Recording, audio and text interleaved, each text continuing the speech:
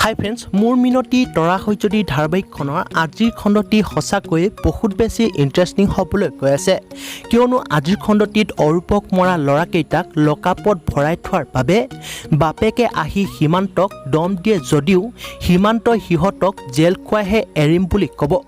আৰু সেই ল'ৰাকেইটাৰ বাপেকে কোনে ল'ৰাকেইটাৰ এগেইনষ্টত কমপ্লেইন দিছে তাৰ ডিটেইলছ উলিয়াবলৈ দিব। এতিয়া বাৰু অৰূপক খঙত বাবুলা হৈ থকা ল'ৰাকেইটাৰ বাপেকে গুণ্ডা লগাই অৰূপক মাৰি পেলাব নেকি, জানিবলৈ পাব আজিৰ খণ্ডটিত।